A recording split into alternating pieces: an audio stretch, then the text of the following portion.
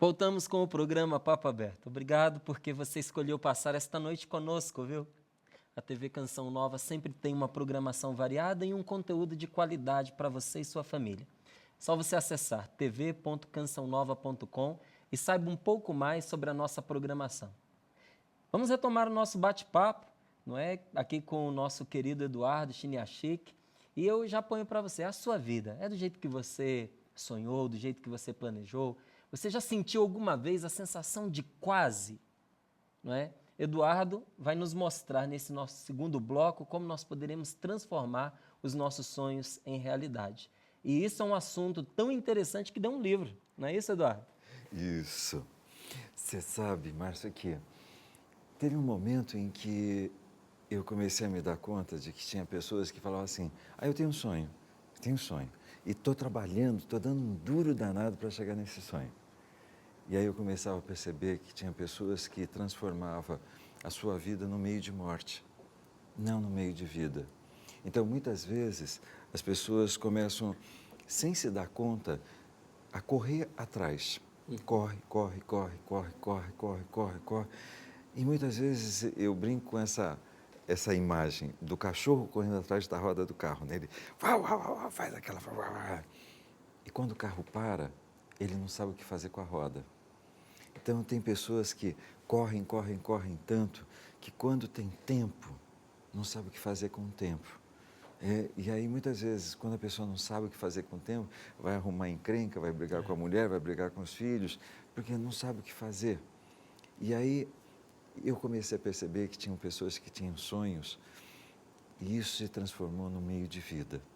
Isso é trazer, envolver mais gente, mais pessoas, e não simplesmente como uma forma de distanciar, de se fechar, de restringir, mas de fazer com que mais gente participasse do sonho dela. Então é esse momento em que me veio bem isso, né? Transformar um sonho em vida. Não em um meio de morte, mas um meio de vida, que faça com que eu me sinta ainda mais entusiasmado, ainda mais vivo e ainda mais cheio de disposição e cheio de amor para dar. Você fez várias referências aí à Sagrada Escritura. Então, quero pegar uma referência também que tem muito a ver com o que você está dizendo e que dá base para a minha próxima pergunta para você. Que Paulo, o apóstolo, ele dizia, olhando para ele mesmo, ele comentava com uma certa dor, não é? O bem que eu quero fazer eu não consigo. E o mal que eu não quero fazer, muitas vezes eu faço. Então, a gente olhando para a vida desse homem, a gente percebeu que foi superação em cima de superação. Talvez até por ele estar dentro daquele contexto, ele não conseguisse ter a visão que hoje nós temos dele, quem ele era, quem ele se tornou, o bem que ele fez, e ele é o apóstolo dos gentios, né? Se o cristianismo é hoje o que é, conhecido como foi conhecido, é porque Paulo levou para as fronteiras, para além fronteiras do judaísmo, do território de Israel, né? Da vivência ali do povo israelita. E esse drama que Paulo vivia é o que muitas vezes a gente vive. Você faz planos, você faz projetos, você tem seus sonhos, às vezes você chega até a escrevê-los, e quando você percebe, aquilo que você não queria fazer, você está fazendo. Você diz, puxa, de novo. E aquilo que você tanto sonhou, ainda não aconteceu. Como é que você vê, ou vê um jeito da gente quebrar esse círculo vicioso, sabe? A gente romper com isso, não é? Mesmo que não seja assim, 100%, né? Tudo de uma vez só, porque aquilo que no decorrer de toda uma vida foi se transformando numa má educação, que a gente chama de vício, não é? Precisa agora de uma reeducação para se transformar numa virtude. Como romper com essa corrente? Bom, falando um pouquinho da neurologia, vem o quê? A gente nasce com os mesmos neurônios que a gente vai morrer. Então, a diferença é que de 0 a 2, os nossos neurônios vão conversar e vão criar um monte de sinapses. Por quê? Porque tudo é uma experiência, tudo é uma descoberta, tudo é uma doce e deliciosa descoberta. Então, se você dá um desenho animado para uma criança, ela diz assim, de novo. Depois da milésima vez, ela diz o quê? De novo. De novo. É, É sempre por quê? novo, né? Porque tudo é novo, tudo é inédito, tudo tem um novo olhar.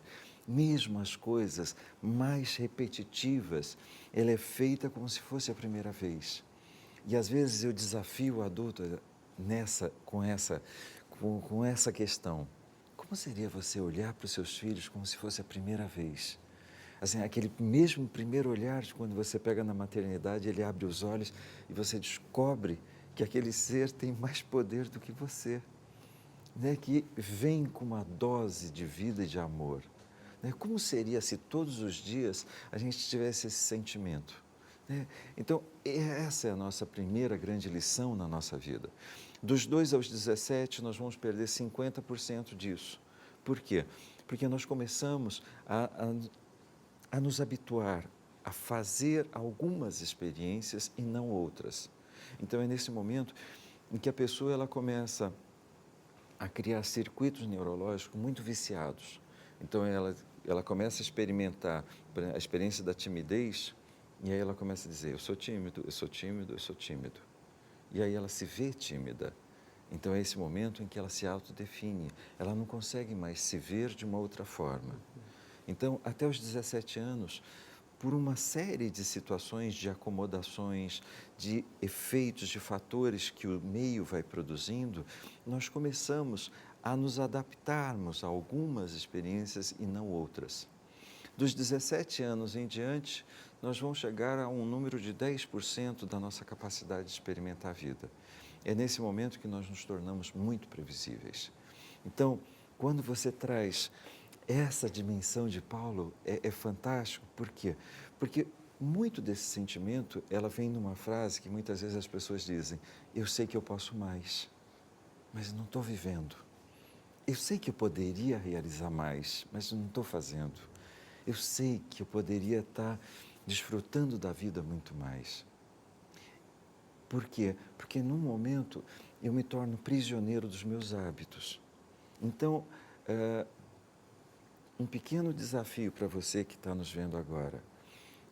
Muitas vezes a gente vai à igreja, a gente frequenta, vê a missa, a gente comunga. E aí a perguntinha é, quando você volta, o sentimento e o compromisso de, apesar de um convite para ficar mal, você sabe que você tem uma capacidade de expandir amor, uma capacidade de manter o seu foco naquilo que realmente é preciso ser feito. Quando Paulo vai além das fronteiras, dos limites, é como se... Tem uma frase que uma amiga uma vez disse, se você quer resultados maiores, você tem que sair do gueto, você tem que sair do porão. É mais ou menos isso. Sabe assim, se a gente está vivendo tão habituado, tão prisioneiro dos nossos hábitos, quando você sabe o que você já vai fazer de manhã, de tarde, de noite, essa é a hora que você diz.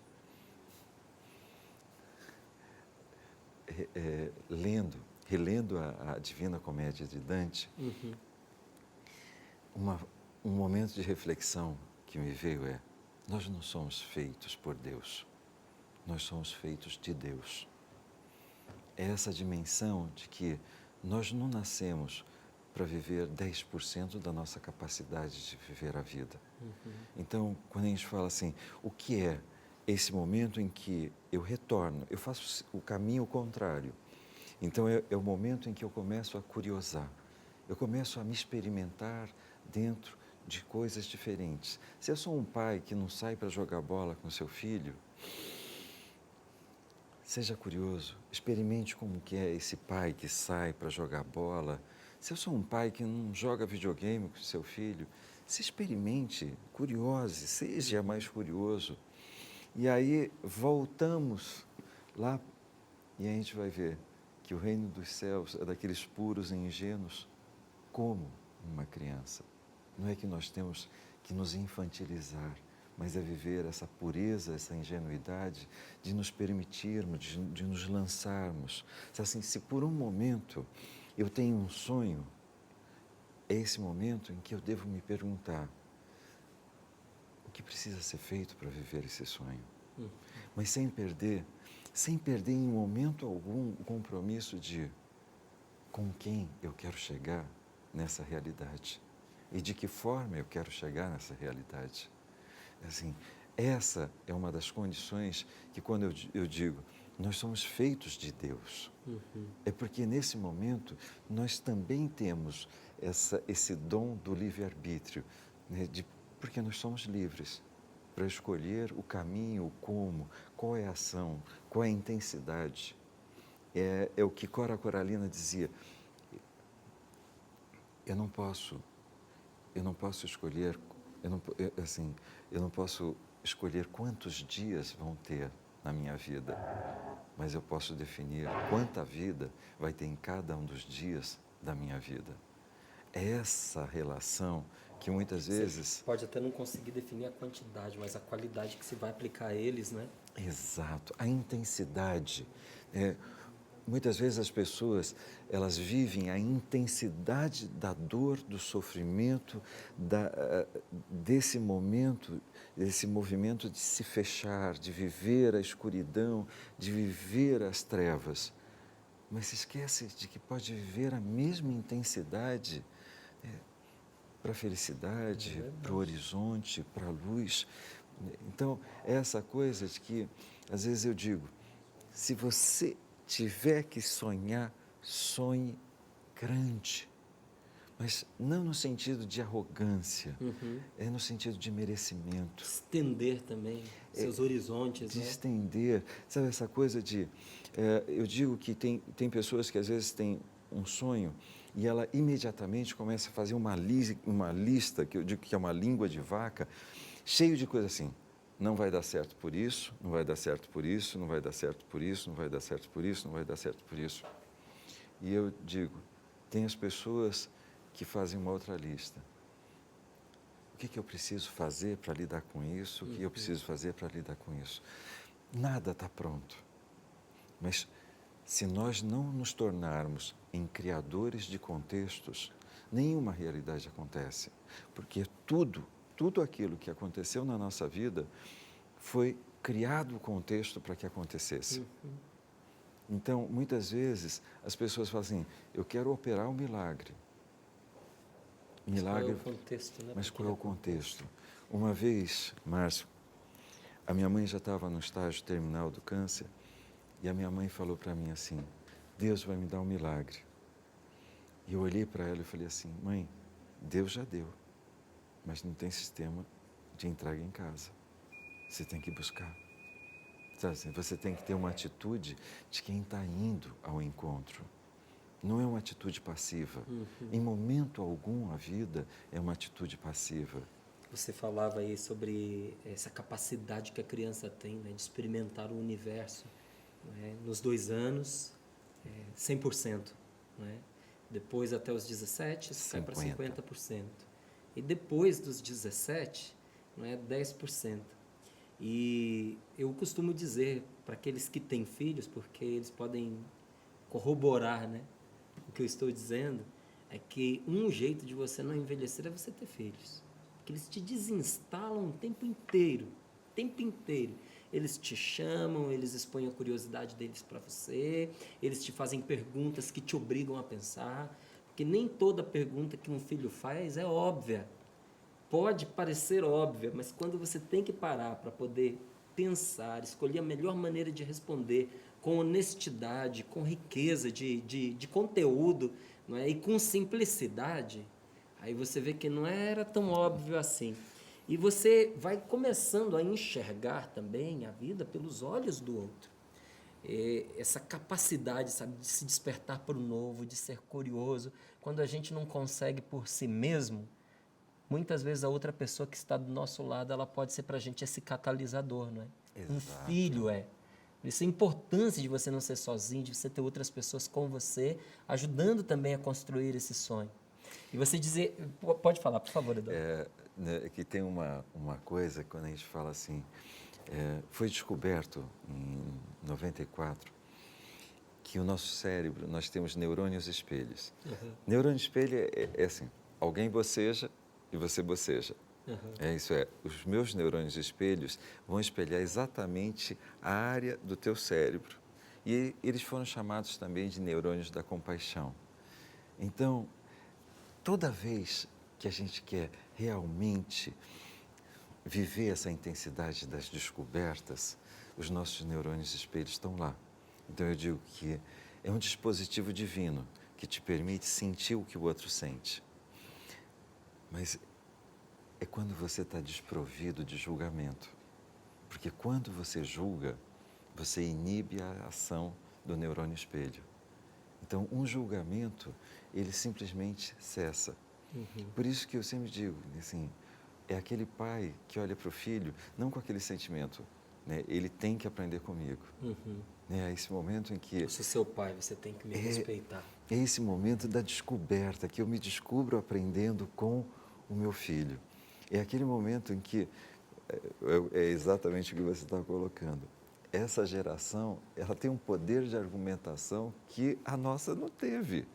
Isso é, às vezes eu brinco com a minha filha e falo assim, se eu falasse do jeito que você fala com a minha mãe, o meu pai, né, o chinelo corria. Era mesmo. Né, assim, mas o poder da argumentação, e não é que seja com 10, com 2, 3, 4, já estão argumentando, eles querem entender. Sinal de inteligência, de busca de conhecimento. Então, essa capacidade que a gente tem de viver em empatia, de viver em compaixão, por um momento é se colocar no lugar do outro. Um dia, a minha filha, eu falei assim, não vai fazer, pronto. Aí ela olhou para mim e falou assim, se fosse você pedindo para os seus pais, o que é que você gostaria de ouvir como resposta, pai? E aí eu comecei a chorar. Falei, filha, desculpa. Por quê? Assim, porque por um momento eu fiz exatamente o que o meu pai fez. E não percebi o que eu gostaria que ele tivesse feito no momento em que a coisa aconteceu. Sabe assim? E aí eu digo que senta, né? Desarticula, sai dessa prisão. Não é? Muitas vezes a gente cresceu com uma frase, quando eu crescer, eu jamais vou fazer igual a eles. Exatamente. E a gente cresce. Quando eu tiver meu filho, eu nunca vou fazer o que meu pai fez comigo. E aí a gente cresce e às vezes se dá conta de que está repetindo exatamente a frase de Paulo. Né? O bem que eu quis, eu não fiz. O mal que eu não quis, eu estou fazendo. Não é? E muitas vezes, assim, o que é o momento, né, de libertação? É quando por um momento a gente se dá conta de que nós somos mais do que uma definição, de que nós somos muito maiores de qualquer definição que a gente faça de nós, dos outros e de tudo que está acontecendo ao nosso redor. Eduardo, olha, a gente está 2 minutinhos de terminar o nosso programa. E aí eu queria saber de você 2 coisas. A gente tem 2 minutos, já vou fazer as 2 perguntas, que é para você administrar o tempo. O que eu vou encontrar nesse livro? Não é? Além daquilo que a gente conversou aqui, ou algum ponto que você viu que a gente conversou, mas que seria muito legal ir mais fundo nele. E a segunda pergunta é, o que você mais gostou nesse livro? Eu digo que esse livro ele fala muito das raízes, né? Esse ato de repetição que a gente vai fazendo e sem se dar conta, sem expandir a consciência realmente da nossa capacidade de sermos co-criadores da nossa existência, da nossa vida. Isso é, qual é o plano, qual é o projeto maior, o que é que está alimentando a minha vida. O que eu mais gostei é esse sentido de eu não estou fazendo algo simplesmente para realizar esse algo, mas é porque eu mereço essa realidade. Da mesma forma como antes a gente tinha falado, você merece o paraíso hoje, você merece o sonho que você escolher. Né? Não é na próxima, é nessa. Você merece viver a realidade que você escolheu. É merecimento. Tá certo, Eduardo. Muito obrigado, viu? Prazer Fiquei muito todo feliz meu. de ter você aqui conosco. Esses 2 blocos do programa que passaram voando, tenho certeza que não só para nós dois, mas para todos aqueles que acompanharam. E espero mesmo ter a oportunidade de ver você outras vezes aqui na nossa TV. Vai ser um prazer e honra. Obrigadão, Márcio. Opa, obrigado. Você viu quanta coisa boa, hein? A gente pôde conversar nesse momentinho. Eu agradeço o Eduardo pela sua presença aqui no nosso programa e encerro o programa de hoje com uma frase do livro do Eduardo Chiniachik. Seja dono do seu destino, rompa com o compromisso, com as desculpas, vá ao encontro dos seus sonhos. Tudo que Deus tem para você, todos os planos dele, os sonhos dele para você são bons. Se a gente quer colaborar, dar seguimento a este bom sonho, a este bom plano, está nas nossas mãos, depende da nossa resposta. Obrigado por sua audiência esta noite e estamos esperando seu e-mail para o nosso programa papoabertotv@cançãonova.com, ok? Ou então pode também endereçar para nós a sua cartinha. Está aí no vídeo o nosso endereço, é só você copiar, manda sua carta para nós e será um prazer estar em contato com você.